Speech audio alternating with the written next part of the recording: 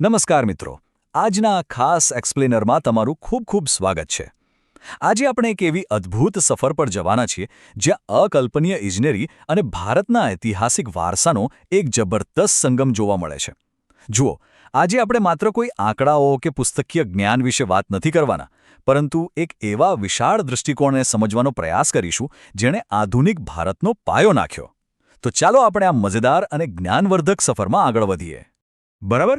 તો ચાલો સૌથી પહેલા આજના આપણા પહેલા વિભાગ મિત્રોની વાતચીત અને પ્રવાસ વિશે વાત કરીએ. જરા કલ્પના કરો કે શાળામાં લાંબી રજાઓ પૂરી થઈ ગઈ છે અને મેદાનમાં મિત્રોનું એક જૂથ તૃપ્તિ, સરિતા, અર્ચના, પૂર્વાંશ અને સમીર ભેગા થઈને એકબીજાની રજાઓ વિશે ગપ્પા મારી રહ્યા છે. વાતોમાં સરિતા પૂછે છે કે તૃપ્તિ, તારી ગુજરાતની ટ્રીપ કેવી રહી? ત્યારે તૃપ્તિ એકદમ ઉત્સાહમાં આવીને જણાવે છે કે તેની સફર ખરેખર અદ્ભુત હતી. તે પોતાના નાના સાથે એક બહુ જ વિશાળ સ્મારક સ્ટેચ્યુ ઓફ યુનિટી જોવા ગઈ હતી. સ્વાભાવિક છે કે આ સાંભળીને તેના મિત્રોની જિજ્ઞાસા વધી ગઈ અને અર્ચનાએ તરત જ પૂછ્યું કે ભાઈ, આ સ્મારક છે ક્યાં? અને બસ આ જ ક્યુરિયોસિટી આપણને આપણા આગળના મુદ્દા તરફ લઈ જાય છે. આગળ વધતા હવે આપણે વિભાગ 2 જોઈએ, જે છે પ્રતિમાનું ભૌગોલિક સ્થાન. અને આ દ્રશ્ય ખરેખર બતાવે છે કે આ જગ્યા કેટલી સુંદર છે.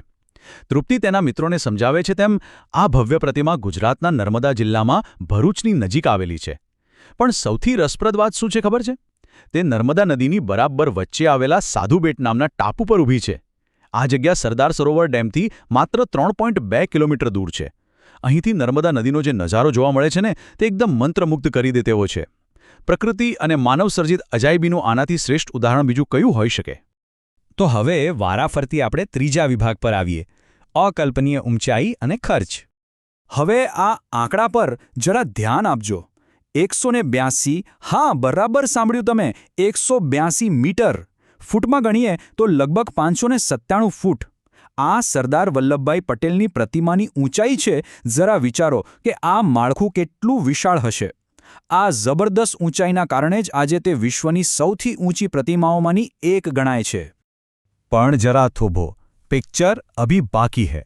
જો આપણે આ 182 મીટરની પ્રતિમાની સાથે તેના નીચેના વિશાળ પાયાની ઊંચાઈ પણ ઉમેરીએ ને, તો આખી રચનાની કુલ ઊંચાઈ 240 મીટર થઈ જાય છે. એટલે કે 787 ફૂટ.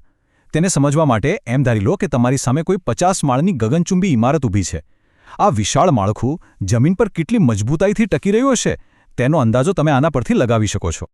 હવે આટલી વિશાળ રચના કંઈ રાતોરાત કે મફતમાં તો બળી ન જાય, બરાબર ને? તૃપ્તિના મિત્ર અર્ચનાના મનમાં પણ આવો જ પ્રશ્ન હતો. તો અહીં એક રસપ્રદ સરખામણી જોવા જેવી છે. ભારત સરકારે શરૂઆતમાં આ આખા પ્રોજેક્ટનો ખર્ચ અંદાજે 3000 કરોડ રૂપિયા એટલે કે $438 મિલિયન નક્કી કર્યો હતો. જો કે ઓક્ટોબર 2014માં લાર્સન એન્ડ ટુબ્રો એટલે કે L&T જેવી જાણીતી કંપનીએ 2989 કરોડ રૂપિયાની સૌથી ઓછી બોલી લગાવી અને આ પ્રોજેક્ટ સ્વીકાર્યો. આ બતાવે છે કે આટલા મોટા પ્રોજેક્ટનો આર્થિક આયોજન પણ કેટલું સચોટ હતું. ચાલો હવે આપણા ચોથા વિભાગ તરફ વળીએ, અખંડ ભારતના શિલ્પકાર. સમીરે જ્યારે પૂછ્યું કે આ સ્મારક જેમના માટે બન્યું છે તેમનું યોગદાન શું હતું, ત્યારે અર્ચનાએ બહુ જ સરસ રીતે સમજાવ્યું કે સરદાર પટેલ આપણા સ્વતંત્ર ભારતના પ્રથમ નાયબ વડાપ્રધાન અને ગૃહમંત્રી હતા.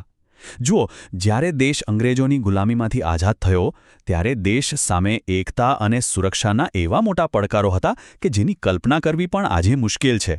અને આ જ જબરદસ્ત જવાબદારી તેમણે પોતાના મજબૂત ખભા પર લીધી હતી.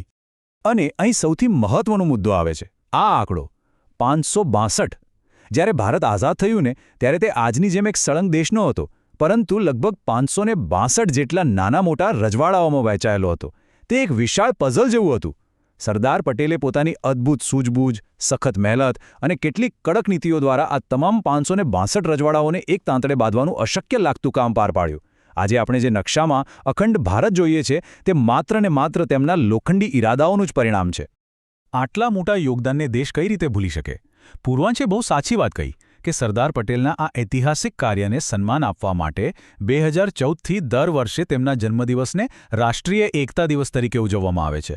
આ દિવસે દેશભરમાં રન ફોર યુનિટી યોજાય છે અને આપણે બધા એકતાના શપથ લઈએ છીએ.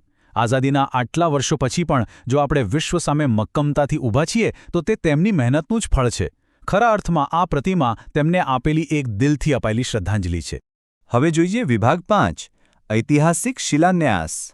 આ પ્રોજેક્ટના નિર્માણની સમયરેખા પણ ખૂબ જ રસપ્રદ છે.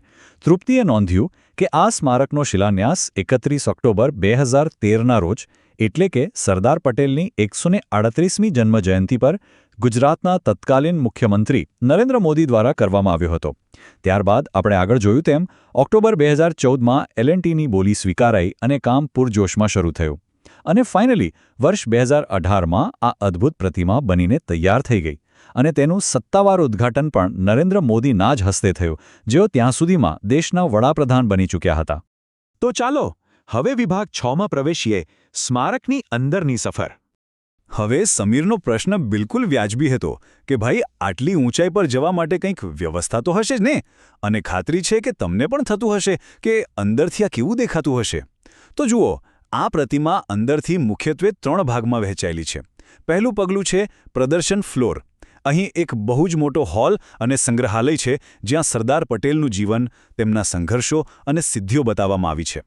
ત્યારબાદ હાઈ સ્પીડ લિફ્ટ દ્વારા તમે બીજા લેવલ પર જઈ શકો છો, જે છે વ્યૂઇંગ બાલ્કની. ત્યાંથી નજારો જોવાની જે મજા છે ને, એ કંઈક અલગ જ છે. અને છેલ્લે ટેરેસ પર એક સુંદર બગીચો પણ છે. એટલે કે તમે માત્ર એક પ્રતિમા નથી જોતા, પણ આખો ઇતિહાસ જીવંત અનુભવો છો. અને હવે આપણે આજના આ એક્સપ્લેનરના અંતિમ અને સૌથી મહત્વપૂર્ણ પડાવ પર આવી ગયા છીએ. એક મોટો પ્રશ્ન આપણા સૌના વિચારવા માટે છે. આપણે 182 મીટરની ઊંચાઈ જોઈ, કરોડો રૂપિયાનો ખર્ચ જોયો અને અંદરનું શાનદાર સંગ્રહાલય પણ જોયું. પણ તેના ભૌતિક કદથી વિશેષ આ સ્ટેચ્યુ ઓફ યુનિટી ખરેખર શું છે? જ્યારે આજની યુવા પેઢી આ સ્મારકની મુલાકાત લે છે, ત્યારે 562 રજવાડાઓને એક કરનાર સરદાર પટેલની એ દ્રઢ ઈચ્છાશક્તિ તેમને કેવી રીતે અસર કરે છે? શું આ સ્મારક માત્ર ભૂતકાળનું એક પ્રતીક છે કે પછી ભવિષ્યના ભારતને અખંડ અને મજબૂત રાખવા માટેની એક કાયમી પ્રેરણા? બસ આ જ એક ઊંડા વિચાર સાથે આપણે આજના આ વિશ્લેષણને અહીં જ વિરામ આપીએ છીએ. આ સફરમાં મારી સાથે જોડાવા બદલ તમારો ખૂબ ખૂબ આભાર.